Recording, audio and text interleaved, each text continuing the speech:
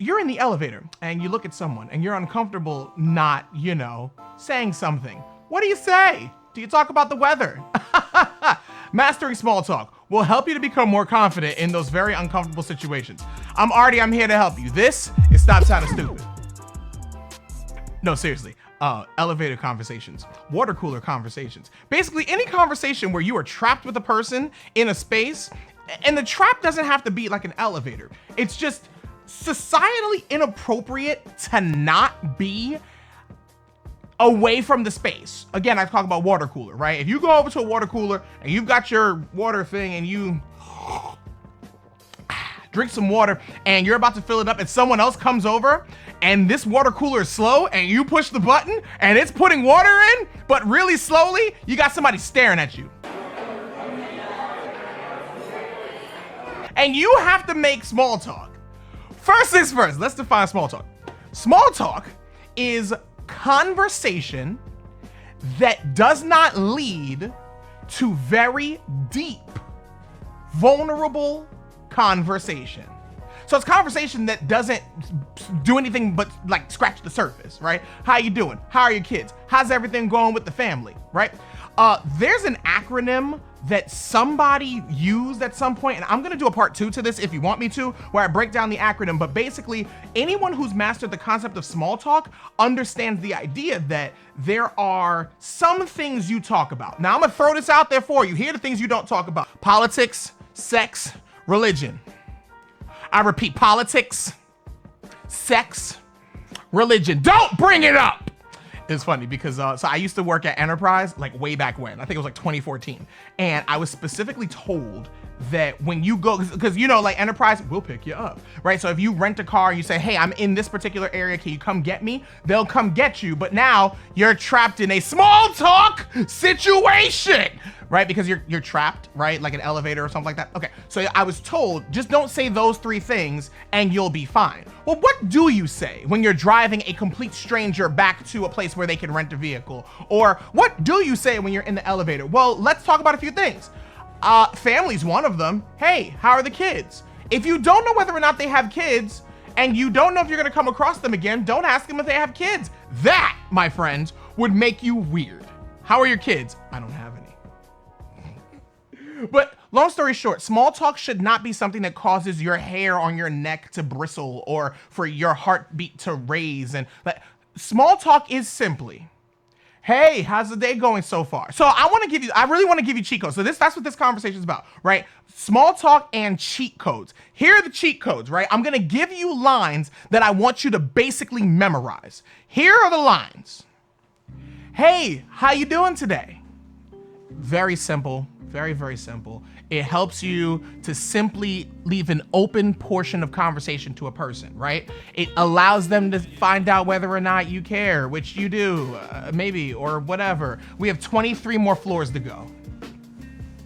Hey, how are the kids? Again, if you don't know whether or not these people have kids, you might not want to ask that question.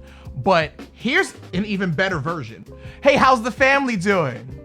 Now that's, again, very open-ended, right? It allows for a person to give whatever answer they want to give. So if they wanted to talk about their kids, then you just found out they got kids. Great. Once you find out that they got kids, there's a thing called yes and. So I do want to talk about yes and just briefly because I have an entire series dedicated to that I'm going to be dropping soon or already dropped. Yes and, at its bare minimum, is validating something. That's yes. Not saying no. You can't say no and yes at the same time. So validating something. I'm validating that you said words. I'm validating the words that you said. The and is adding to it. So if I say, hey, how's your day so far? The yes is my day. I just acknowledged that you asked me about my day. My day is going well. If this person's good with conversation, they may even add, I haven't left my apartment yet. So I don't know, maybe you're doing small talk on Teams, like Microsoft Teams or Skype. Who uses Skype anymore? That's such a dinosaur technology, whatever. But maybe it's, that, long story short, wherever you are for small talk, if you give someone something open-ended and they actually kind of somewhat want to talk to you or they don't want to make it awkward or whatever, then they'll be able to do something with that open-ended question. How's the family, for instance? That's a great question. You know, how's work going? So it's occupation. And I promise to dig deeper into that in a future episode. But again, if you just get comfortable with the idea that, how are you? How's the job going? How's your family? Just get comfortable with that. And in your mind right now, at least I'm hoping in your mind right now, please don't let me do all your thinking for you. I beg of you. This channel is meant for me to help you to think and become comfortable and confident, not just take my words and use them verbatim. But I want you to be thinking, what are the things that would line up with what you would say? Maybe you'd never ask somebody about their job, their occupation or something. Hey mom, what's something you'd ask a person? You don't know them, but you stuck in an elevator with them. How's your day going? It's a masterclass. It's such a simple question. And mind you, I can break down why it's so good, but let's just say that my mom's just great at what she does. Anyway, how's your day going is a way to get somebody to talk to you. So now it's a conversation and not me just saying stuff at you. It's great. So anyway, small talk. Small talk should not make you uncomfortable.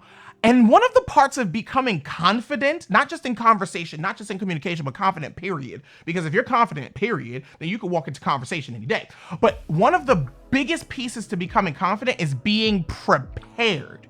If you are prepared, then you have the ability to walk into the situation comfortably. That's the point. Comfort, in my mind, comes from confidence, and confidence comes from preparedness. And that's why I already have like 5 lines. Whenever someone says, how you doing to me, I always basically say one of a few lines. No idea, haven't woken up yet, don't plan on doing it. That is one of the greatest lines ever. Steal it. No idea, haven't woken up yet, don't plan on doing it. Now, that's if we were talking basketball terms, that's me catching it, going in triple threat, and I go to my go-to move, right? But people always ask a question after, what? You haven't woken up yet? It's insert time now. Well, that's called a counter. Now I have my move, I have my counter move. Yeah, I'm on autopilot. My autopilot's better than most people's regular pilot. This is gold, people, because every time I say that to someone, they chuckle, they laugh, and they start to loosen up a little bit. And guess what happens? I become more confident. If I could become more confident, maybe I'm overconfident. Maybe I'm just egotistical. Mom, am I egotistical? No. All right, well, there you go. My mom said no, so it's gotta be true. The point of the entire video is small talk is not supposed to make you feel uncomfortable. Preparedness helps you. And if you want to dive deeper into, small talk as a whole, then let me know in this down there. Let me know and I'll do another video that dives a little bit deeper on it. This just kind of touches the surface. Get it? Like small talk. If small talk is I'm sorry, that was a bad joke, but you get the point. Mastering small talk will do nothing but help you to talk to people in a confident way, which in turn will help you to be a boss, get your point across, and ultimately stop you from sounding stupid.